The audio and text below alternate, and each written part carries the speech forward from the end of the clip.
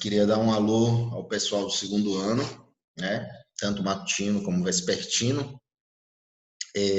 Nós estamos falando sobre a escravidão no Brasil, estamos falando sobre a América Portuguesa, né? Já falamos sobre o início da colonização, enfim, e falamos um pouquinho sobre a cana-de-açúcar, tudo aquilo envolvendo a cana-de-açúcar, a questão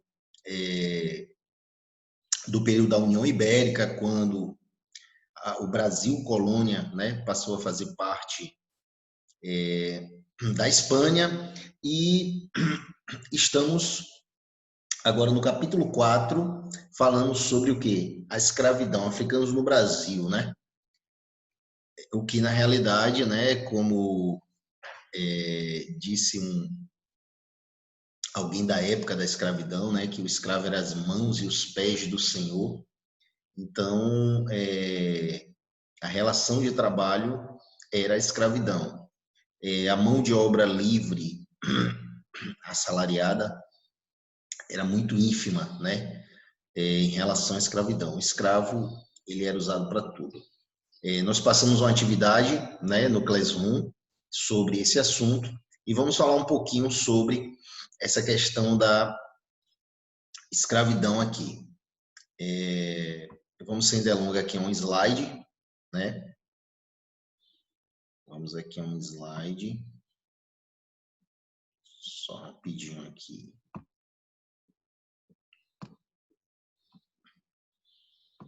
Vou falar um pouquinho dos africanos.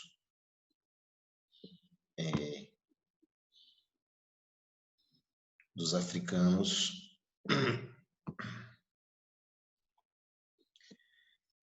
no... Acho que é o início. Então, africanos no Brasil. Nós podemos ver que toda a África, não só a África Central, como o norte da África, enfim, estou um pouco gripado, fornecer escravos à América como um todo, e principalmente a América Portuguesa. A América Portuguesa, claro, vieram muitos de Angola, né? Creio eu que 70% veio de Angola, mas enfim, se aproveitando dessa característica, né, que já existia na África, que era a escravidão pelos mais diversos motivos, né, seja pela guerra, era muito comum tribos africanas, né, que lutavam entre si, escravizarem as outras tribos, ou a fome também, né, a pessoa que estava passando fome poderia se submeter à escravidão, ou até um castigo, né, judicial, né, uma pena, etc. Então, aí são os fatores que levavam à escravidão na África, porque a escravidão já existia na África. E aí há vários questionamentos. Se vê em livros uma forma amenizando a escravidão africana e etc., em relação ao que aconteceu aqui no Brasil e etc. e tal, mas escravidão sempre é escravidão. E a escravidão na África, ela vem, se nós formos voltar muito no tempo, né, cronologicamente falando, na história, nós vamos ver que africanos já mandavam, já tinha essa relação com o mundo antigo, né, a Roma antiga, por exemplo. Mas isso não justifica. Mas, assim, uma coisa também que tem que se desmistificar é que não só traficantes aqui no Brasil colônia, em Portugal, mas também esses reinos, né, que capturavam os africanos, seus próprios, enfim, talvez irmãos, eles também enriqueceram, né? É um fato que muitas vezes nessa análise sobre a questão da escravidão deixa-se passar. Existia escravidão na África. Essa escravidão ela foi alargada, né, Claro que os portugueses começaram a fomentar, a aumentar, porque era uma escravidão dentro de rituais, guerra, né, penhora humana, né, eles penhoravam alguém, ou fome, mas os portugueses insuflaram para aumentar essa escravidão. Eles começaram a fornecer armas, né, algumas tribos para capturar outras tribos. Essas tribos se tornaram reinos poderosos. Então vamos passar aqui. Na realidade existiam várias etnias, né? O Monjolo, Mina, Moçambique, Benguela, né? Várias etnias africanas. Lembrando que o africano, pessoal, ele não se sentia no sentido que nós falamos hoje, eu sou africano, meu irmão está sendo escravizado, não. No máximo, a noção que ele tinha de pertencimento era a sua localidade, a sua tribo, né?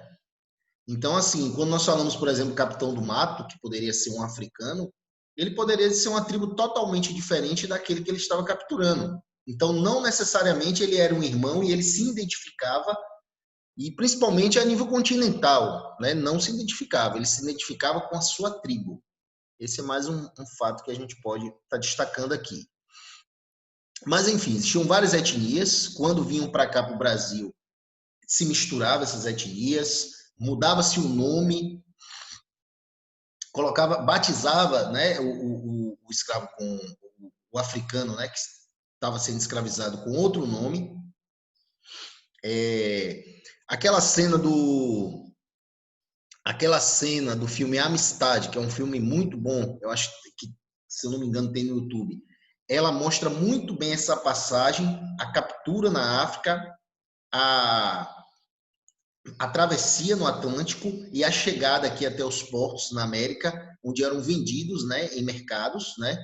Aqui no Brasil, por exemplo, e aqui na Bahia, quem já foi ali em Salvador, em frente à Bahia de Todos os Santos, tem um mercado modelo que hoje, né, serve para turismo, mas não, se alguém já foi lá no mercado modelo, tem uma parte que você desce, parecendo aqueles labirintos, enfim, tem uma parte que você desce no mercado modelo e lá embaixo era que ficavam os escravos.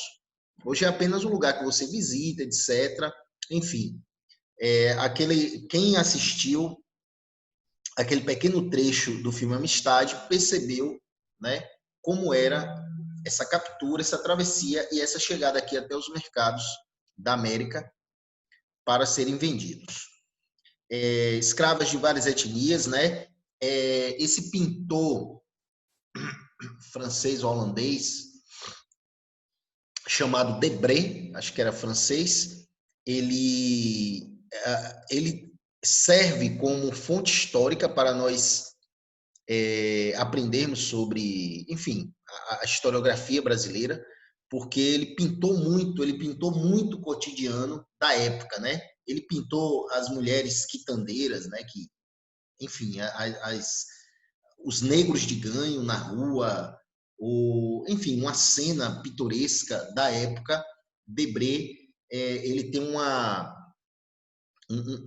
tem um acervo, né, pictórico, né, de obras de Debré que é muito importante do ponto de vista como fonte histórica. Aqui esse mapa, pessoal, portos de embarque, né? Tinha Nabissau, São Jorge da Mina, muito conhecido São Jorge da Mina, pessoal, que foi ali para a região. Os africanos que saíam de São Jorge da Mina iam ali para a região de São Luís do Maranhão, né? Benguela e Luanda vinha para Salvador e Rio de Janeiro, Moçambique, né? Rio de Janeiro. Então, tiveram algumas etnias, né? Que foram mais para umas regiões em detrimento de outras, né? Benguela também foi muito para Recife. Vocês estão vendo no mapa aí, né? Que São Tomé, Cabinda também, né? Foi para Salvador. Enfim, aí estão as rotas do Atlântico, né? Onde trafegaram os navios negreiros, né? Se vocês tem um poeta baiano da mesma época de Tobias Barreto, chamado Castro Alves, que ele foi conhecido como o poeta dos escravos, né? Ele tem poemas, né, como Navio Negreiro, dentre outros assim, que são bem interessantes, né? Ele foi um defensor ali no século XIX, né? Ele faz parte do, eu creio eu que ele faz parte do romantismo, né? E ele foi considerado poeta dos escravos. Ele foi contemporâneo de Tobias Barreto. Então vamos lá, vamos continuar. Escravidão na África. O escravo era obtido por meio do sequestro, para pagamento de dívidas ou por meio de guerra, né? Eram utilizados em trabalhos domésticos ou como soldados de guerra. Isso aqui é escravidão na África. Seus descendentes não eram escravos e, após conseguir a liberdade, eram incorporados à família do senhor. Como eu falei já no início do vídeo, esse escravo, ele, né, era obtido por meio de guerra, mas também tinha a questão da penhora humana, tinha a questão de alguma decisão, né, de alguma pena e até fome. Por fome, esse poderia sofrer escravidão na África. Essa é a escravidão na África. O que o europeu fez? O europeu maximizou, aumentou, né? Ele aumentou, ele queria capturar-se em larga escala. O que aconteceu foi isso, essa escravidão que já existia na África. Como ocorria o tráfico? Aí vem a questão do tráfico, como eu falei. Os africanos já tinham experiência, os portugueses já tinham experiência, um contato com os africanos. Então, assim, como ocorria o tráfico? Primeiro, os traficantes forneciam tabaco, aguardente, pólvora, armas de fogo aos chefes africanos. Em troca, exigiam prisioneiros de guerra. Então, assim, os traficantes usavam uma moeda muito que não era algo que exigia muito esforço financeiro deles, né? O tabaco, você poderia plantar aqui, uma coisa que se plantou muito aqui na América foi o tabaco, né? Aguardente era muito fácil porque você tinha os engenhos, você poderia desviar da produção de açúcar, né? Você poderia fazer o aguardente, né? Um alambique. Pólvora, né? Já era algo comum desde das grandes navegações. O europeu, né? Logo quando chegou aqui, uma das coisas que ajudaram o europeu a dominar os povos pré-colombianos foi a pólvora, então era muito comum. Então, nada de um gasto tão excessivo. É por isso que os traficantes de escravos eles tinham um lucro exorbitante sobre na venda dos escravos, né? Sobre os senhores que compravam esses escravos. Tinha um lucro exorbitante, porque a moeda de troca era algo muito simples, vamos dizer assim. Segundo, com armas, os chefes africanos faziam guerras e obtinham prisioneiros. Na realidade, o que começou a acontecer foi o seguinte: tribos, né, inimigas lutavam entre si, escravizavam umas às outras na África. Isso era comum. Mas, quando esses chefes africanos começaram a receber armas, etc. e tal, eles começaram a criar artificialmente guerras. Eles começaram a criar artificialmente guerras, né? Porque a demanda por escravo era muito grande na América. Então, aí, como se fomentassem guerras artificiais. E terceiro, os prisioneiros eram negociados com os traficantes que os vendiam na América como escravos. Então, esses eram os passos. Os traficantes forneciam tabaco, aguardente e pólvora. Os chefes africanos faziam guerras para capturar cada vez mais. E os prisioneiros eram negociados com os traficantes. Os navios africanos no Brasil. Então, assim, os navios negreiros, né? Creio que quem assistiu, né, o trecho do filme Amistad, percebeu como eles eram confinados no porão do navio, da forma mais insalubre possível, comendo uma papa, bebendo talvez uma vez um gole de água por dia, etc., percebeu que era realmente assim algo inóspito, né? Algo ruim, né? E aí, pessoal, o nome do navio negreiro era também chamado de tumbeiro, né? Navios tumbeiros. Por quê? Esse nome tumbeiro vem de tumba. Morriam dezenas de africanos, morriam dezenas. E o mais terrível disso é que mesmo assim, os traficantes tinham um lucro exorbitante, altíssimo, mesmo morrendo boa parte, né, do produto deles, entre aspas, que era o africano que ia ser escravizado, que ele ia vender, mesmo morrendo boa parte, eles chegavam aqui com uma parte, né, morriam de doença, tinha um escorbuto, que foi uma doença muito comum, dentre outras, né, que era a falta de vitamina C, navegando, sei lá, 2 meses, né, uma alimentação horrível, então a imunidade ia lá para baixo. Então, assim, esses navios foram batizados de tumbeiros, né? Tumba, né? Morte. Enfim, essa travessia já era um absurdo, né?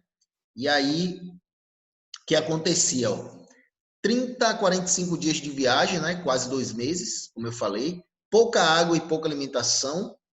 Proliferação de doenças. 1/3 dos africanos morriam na travessia. Ou seja, se fossem 100 africanos, uma média de 33 morreriam. Imagine, era 1/3 da carga, né, que se perdia, né?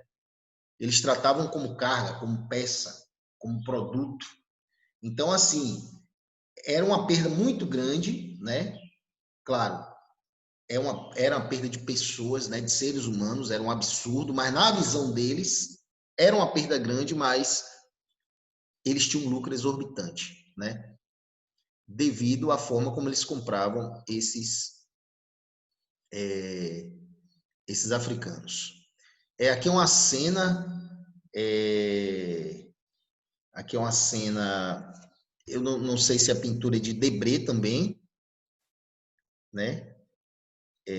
No porão, né? Os africanos no porão, né? Realmente de forma insalubre, amontoados, né? Como se fossem animais, enfim.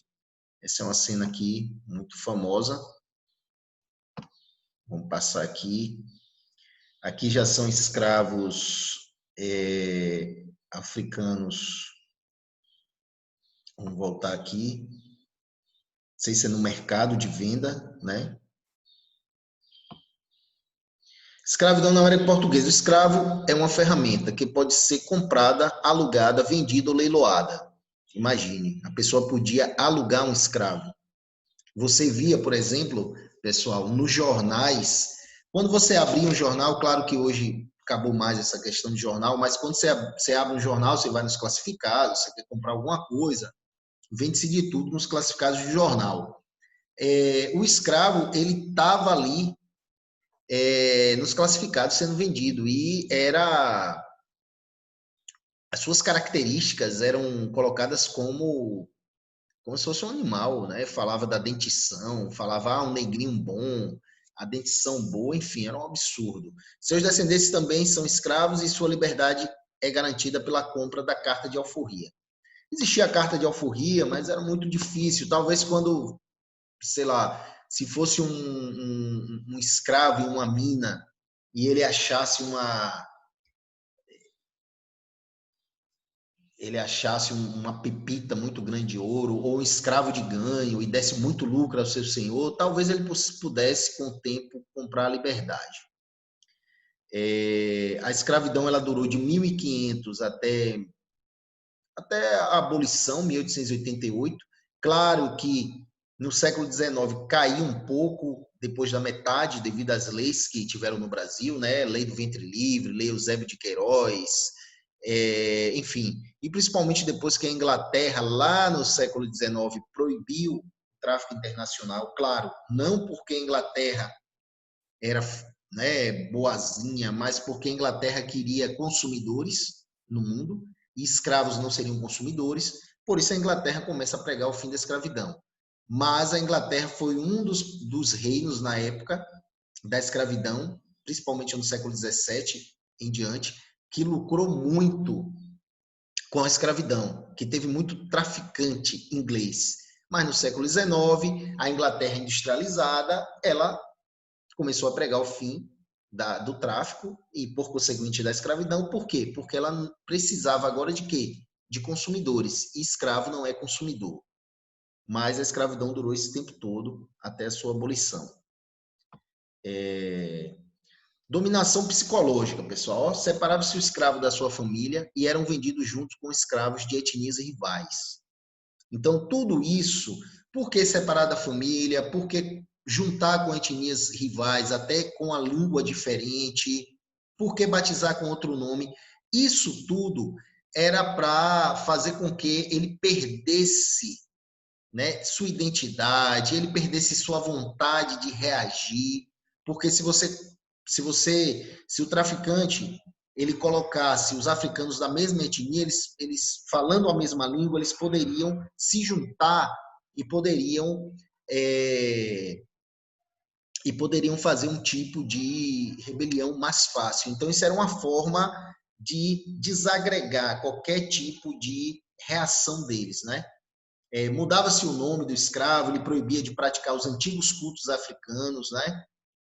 Impunha ali a religião católica. Claro que nós sabemos que o culto africano, ele tinha uma, né, Santa Bárbara, creio eu que é Yansan, enfim, ele fazia tipo um código para adorar o seu Deus, batizando o seu Deus com o nome de um santo católico. O trabalho.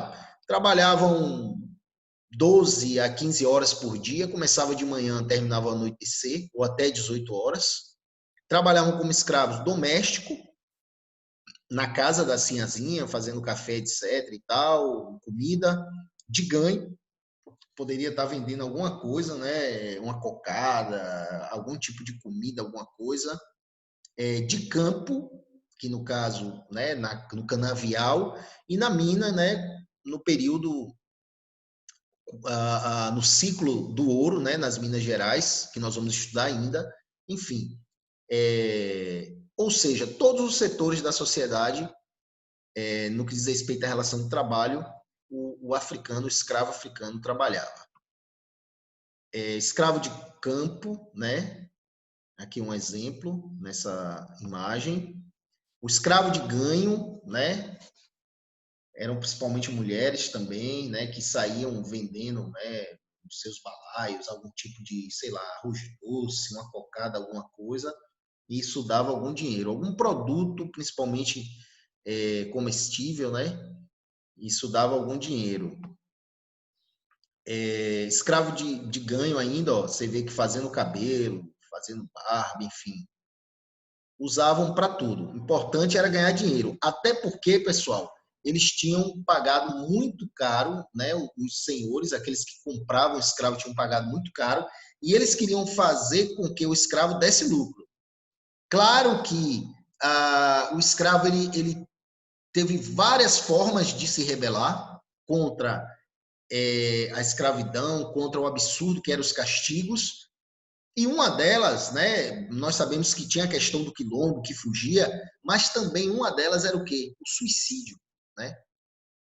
Ele se via em um momento que ele dizia, não, vou me suicidar, eu vou acabar esse sofrimento, e isso era mesmo que matar o senhor de engenho. Por quê? Porque ele tinha investido naquele escravo uma quantia razoável, e ele queria o quê? Ele queria o retorno. Imagine, ele queria o retorno, forçando aquele escravo a trabalhar 10, 15 horas por dia, e aquele escravo vai e se suicida. Muitos historiadores vão considerar isso como uma forma de resistência. E aí nós vamos, pessoal, para os castigos, né? Pau de arara, qualquer deslize ou qualquer coisa considerada deslize, poderia ser até uma cara feia que o escravo fizesse, ele era castigado, né?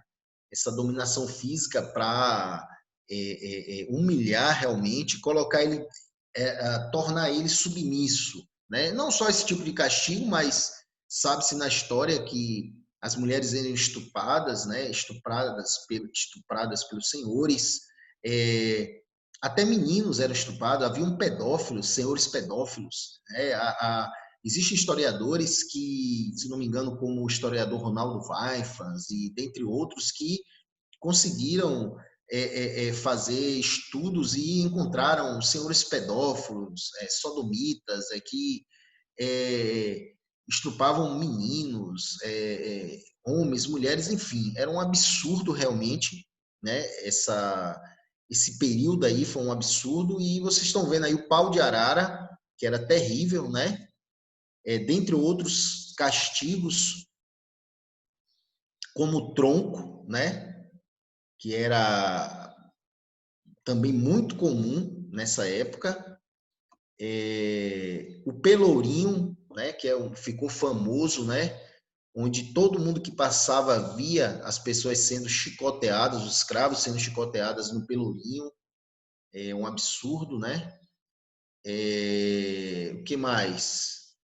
Hoje, quando você fala em Pelourinho, a gente pensa no Pelourinho, Salvador, né? Entretenimento, sei lá, se divertir, dançar um pouquinho com o Olodum, mas o nome Pelourinho era realmente esse lugar público onde se tinha o tronco e o escravo apanhava, né? Era um castigo exemplar, vamos dizer assim. A máscara de Flandres, né? Você percebe aqui que a pessoa ficava sem comer, sem beber, como castigo, né? Era outro absurdo, né? De outro castigo absurdo. Que mais?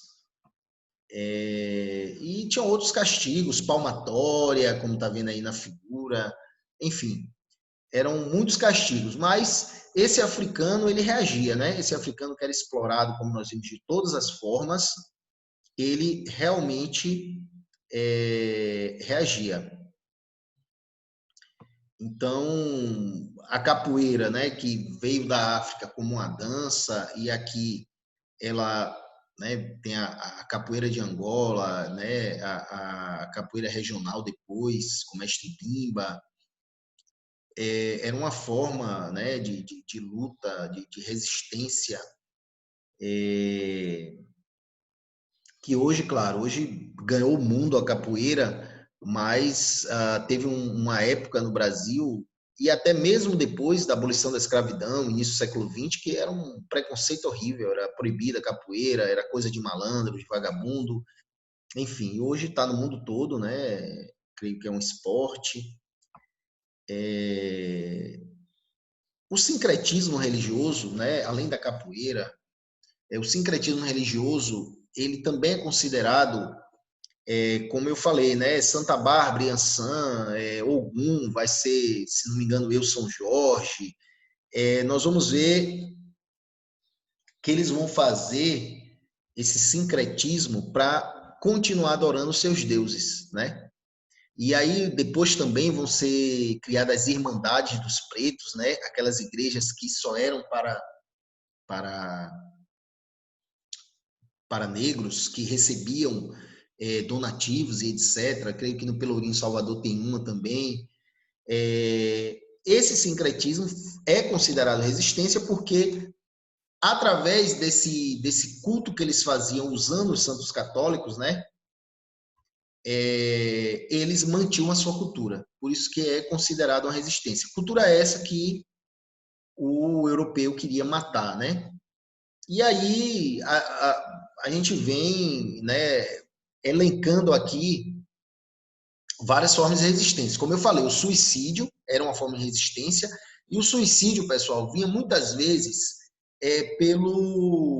pela depressão, né? Uma doença que a gente ouve muito falar hoje, mas o que eles chamavam de banzo, né? Era nada mais, nada menos essa tristeza profunda, né? Que acomete muita gente hoje no século XXI, por N fatores, mas o banzo era nada mais nada menos do que isso. O banzo era o quê? A depressão, e da depressão vinha o suicídio. Quebrar ferramenta era outra forma de resistência, queimar a plantação, corpo mole, né? Para fazer, enfim, fuga individual, fuga coletiva e a formação dos quilombos, né? Que por todo o Brasil tiveram quilombos, onde o mais famoso é o quilombo de Palmares, que hoje se situa em Alagoas. Enfim, Palmares. No início eram apenas 40 escravos fugindo, ocupando a Serra da Barriga, né? Aí teve o período das invasões holandesas. O quilombo possui uma população de 15 mil pessoas, negros escravos, negros forros, indígenas, brancos pobres. E ali não só tinha escravos, tinham, né, negros escravos, negros livres que iam para lá, plantavam milho, feijão, mandioca, criavam porcos, fizeram comunidade, galinhas. O excedente era trocado por armas com as vilas vizinhas, né? O excedente, o que sobrava, eles trocavam com vilas. E o primeiro líder de Palmares foi Ganga Zumba, depois seu sobrinho Zumbi. Hoje Zumbi é usado como o símbolo do movimento negro, né? Claro que ao longo, né, do período da escravidão até a abolição em 1888, existe vários escravos, ex-escravos e filhos de escravos proeminentes, né? Engenheiros, advogados que lutaram pela abolição, por exemplo, né? Mas, enfim, os quilombos foram uma forma de resistência. Infelizmente, no final do século XVII, foi destruído, né? Contrataram um sertanista, né? Um paulista, e conseguiram matar Zumbi, né? Conseguiram matar Zumbi. Quando eu entrei na universidade, tinha toda uma história que um professor meu tinha falado que Zumbi era homossexual e, né, se criou toda uma celeuma na universidade, ele foi perseguido pelo movimento negro, enfim. Mas o fato é que hoje Zumbi representa, né, o movimento, enfim. Após expulsar os holandeses, eles voltaram contra Palmares, contrataram o bandeirante Domingos Jorge Velho, né, acompanhado por 650 mercenários para destruir Palmares. Em 1694, Palmares foi incendiada e em 1695 o Zumbi foi morto, né? Na atualidade, pessoal, quando foi feita só para terminar aqui essa parte do slide, as contribuições do negro para a cultura brasileira. O samba, a feijoada, a moqueca, a vatapá, do ponto de vista da culinária, vocabulário, giló, farofa, canjica, né? E práticas religiosas, como candomblé, a ubanda, né? A capoeira, enfim. A nossa cultura tem muito, né, da África, né? Salvador é a cidade mais africana fora da África. Mas o que é que acontece, pessoal? Hoje tem toda uma lei, né, que protege, que tem a lei que 10.639, lei 10.000 de 2003, que é aquela lei que diz que temos que falar sobre as questões afrodescendentes nas escolas. Tem a própria Constituição brasileira, com o artigo 68, né, que fala sobre os quilombos, né? E hoje são vários quilombos no Brasil que têm a proteção do Estado, etc. e tal. Em linhas gerais, esse é o assunto. Nós passamos uma atividade. Eu vou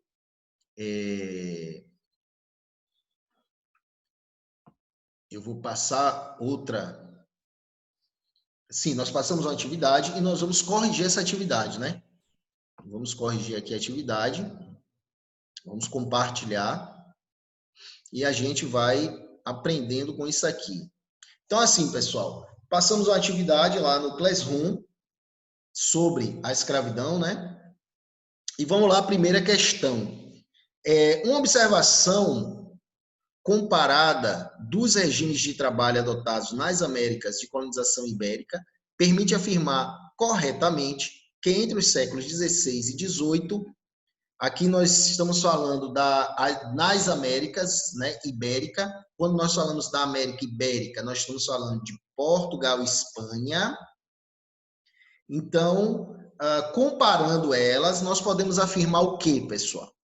Letra A, servidão foi dominante em todo o mundo português, enquanto no espanhol a mão de obra principal foi assalariada. Não, pessoal. A gente sabe que não, né? Tanto na América portuguesa quanto a espanhola, a predominância de mão de obra foi mão de obra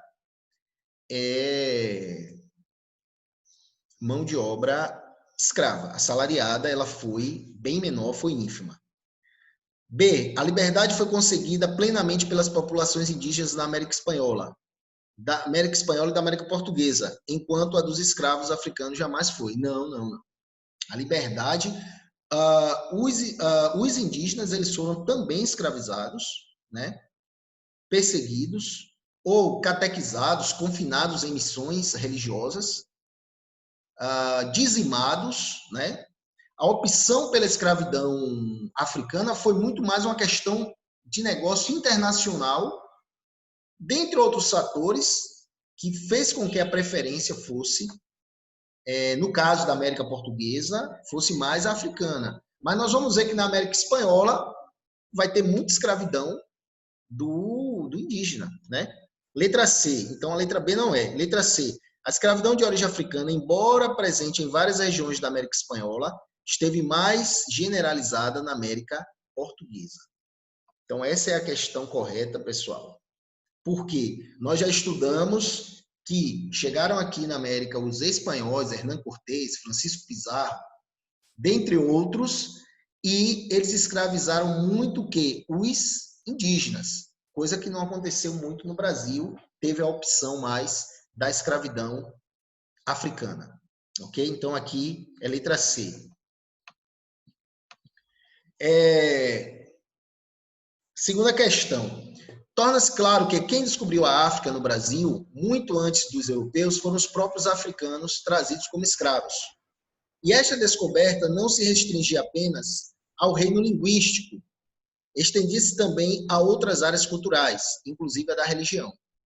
Há razões para pensar que os africanos, quando misturados e transportados ao Brasil, não demoraram em perceber a existência entre si de elos culturais mais profundos.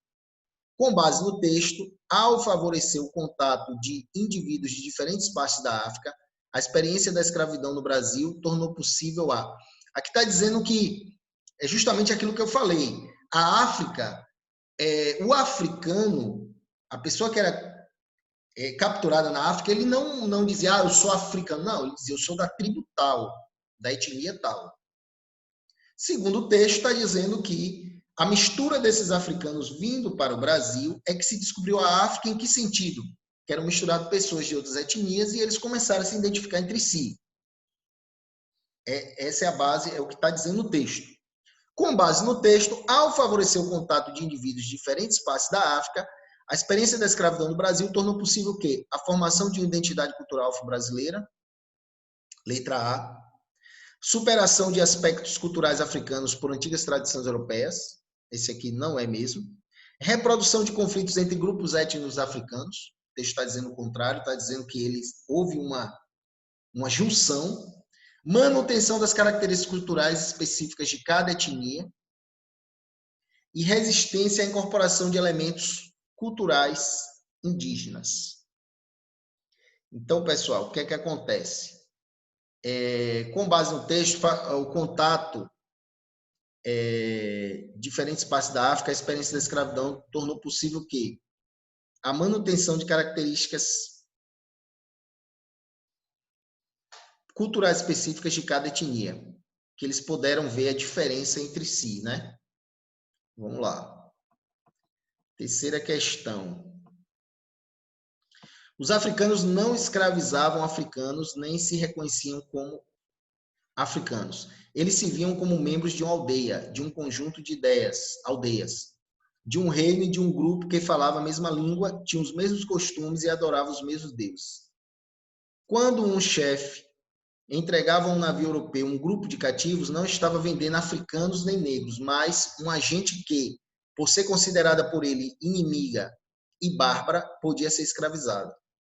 O comércio transatlântico fazia parte de um processo de integração econômica do Atlântico que envolvia a produção e a comercialização em grande escala de açúcar, algodão, tabaco, café e outros bens tropicais. Um processo no qual a Europa entrava com o capital, as Américas com a terra e a África com o trabalho, isto é, com a mão de obra cativa. Ao caracterizar a escravidão na África e a venda de escravos por africanos para europeus nos séculos 16 a 19, o texto. Vamos lá, pessoal, o texto. Letra A. Reconhece que a escravidão era uma instituição presente em todo o planeta. Isso aqui a gente já descarta, porque não era presente em todo o planeta. Letra B. Critica a interferência europeia nas disputas internas do continente africano e demonstra a rejeição do comércio escravagista pelos líderes dos reinos e aldeias então existentes na África. Claro que não, né? Letra C. Diferencia a escravidão que havia na África da que existia na Europa ou nas colônias ameríndias, a partir da constatação da heterogeneidade do continente africano e dos povos que lá viviam. É justamente isso, pessoal. Quando o africano ele capturava outro, é porque era alguém inimigo, né? Ou, com a exceção daquele tipo de escravidão por fome ou por uma pena judicial, a mais frequente era essa questão das guerras. O que é que acontece? Ela constatava as diferenças, né, do continente africano e dos povos que lá viviam. Diferente da escravidão que houve aqui no Brasil, era tudo a mesma coisa, tudo é africano, vamos colocar tudo no mesmo balaio, vamos dizer assim. Então, essa aqui é a letra C.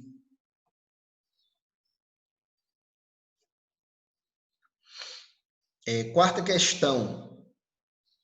O tráfico de escravos africanos para o Brasil.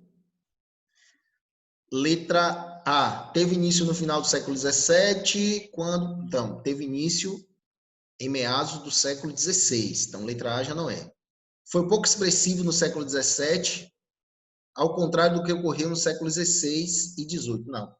Foi pouco expressivo talvez no XVI. No XVII é que começa a alavancar. No XVIII aumenta e até o XIX vai aumentar esse tráfico. Então, letra B não é. Teve início na metade do século XVI e foi praticado de forma regular até metade do século XIX. Então, teve início meados do século XVI, 1550, e até 1850 ele vinha sendo forte. O fato foi que, depois de proibições, lei Eusébio de Queiroz, né, e etc e tal, lá no século XIX, que começa a baixar a frequência, né, do tráfico para o Brasil. Então, aqui é a letra C. Então, vamos para a última questão. No Brasil, os escravos, trabalhavam tanto no campo quanto na cidade, em atividades econômicas variadas. Sim, né? Sofriam castigos